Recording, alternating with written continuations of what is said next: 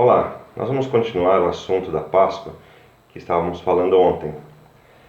Ontem contamos sobre a sexta-feira, tudo o que aconteceu, o grande sofrimento de Cristo, a sua morte na cruz.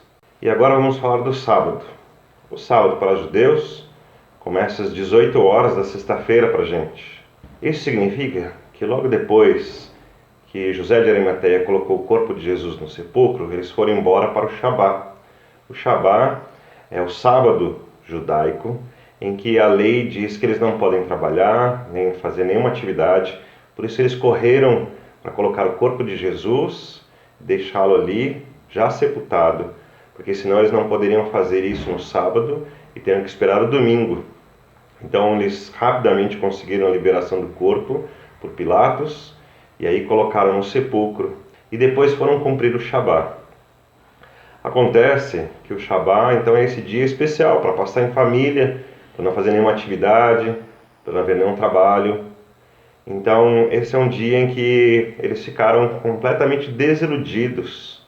Passaram um dia com completa reflexão, e apesar de não haver nenhum registro bíblico sobre o que eles fizeram exatamente nesse dia, o que está registrado é que eles passaram um dia muito tristes, chorando bastante. Não tendo esses registros, a gente especula o que está acontecendo, que eles estão conversando, que estão medindo novamente a situação. Ficamos pensando o fato de Pedro ter negado a Jesus 3 vezes, o quanto isso deve ter custado para ele no seu coração, que os outros discípulos talvez ficassem perguntando, a gente não poderia ter feito alguma coisa?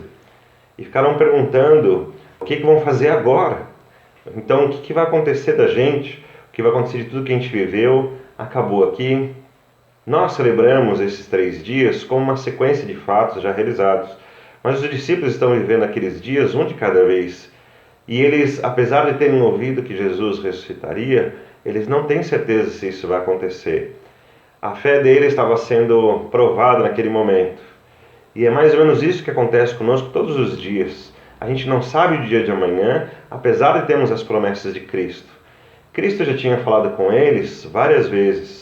Inclusive, os próprios líderes judaicos tinham usado exatamente esta promessa de Cristo para acusá-lo diante de Caifás, comentando sobre o que ele havia dito: destruam esse templo e em 3 dias eu reedificarei.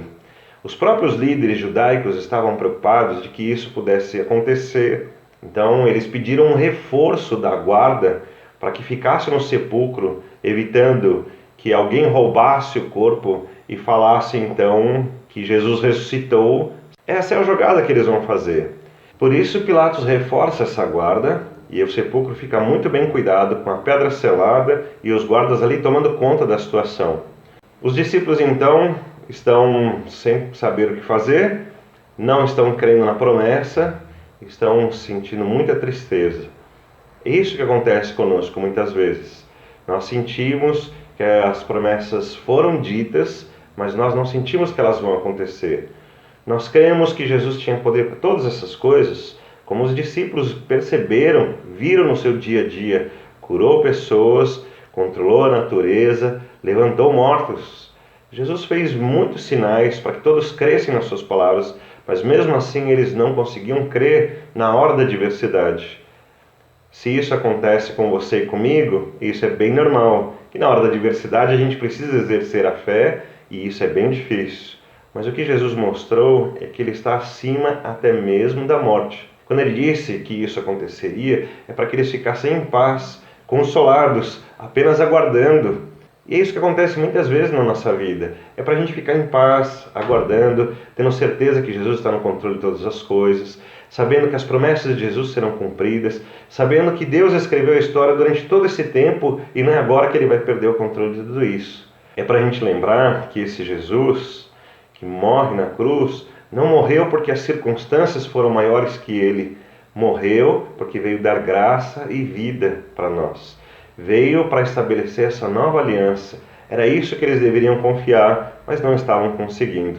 Então, foi-se um dia de tristeza, de muito choro, com certeza bem reais, porque o corpo de Jesus estava no sepulcro, isso era uma verdade. A fé deles deveria fazê-los lembrar das coisas que Jesus disse.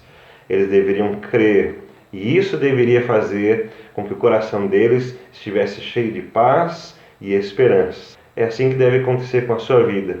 Mesmo que sejam dias de muita tristeza, dificuldades, o seu coração deve estar cheio de fé e a alegria não deve depender das circunstâncias. É assim que cremos em Cristo Jesus, que Ele está acima de todas as coisas. E quando for um dia como o sábado, cheio de tristezas, de incertezas, de dificuldades, talvez até dias de lamento e de choro, lembre-se daquilo que Jesus falou, lembre-se de suas promessas, lembre-se dessa nova aliança que Ele estabeleceu com você. Lembre-se que Ele veio para que aqueles que crescem nele fossem realmente salvos, para que aqueles que crescem nele vivessem uma nova vida, cheia de esperança, sabendo quem é Jesus. Hoje lamentamos que Jesus está no sepulcro, lembramos aquele sábado muito triste, mas o nosso coração se alegra, porque sabemos que amanhã é o dia da ressurreição. Deus te abençoe. Pois bem, respondeu Jesus, destruam este templo, e em 3 dias eu o levantarei. Eles disseram, foram necessários 46 anos para construir este templo, e você o reconstruirá em 3 dias? Mas quando Jesus disse este templo, estava se referindo ao seu próprio corpo.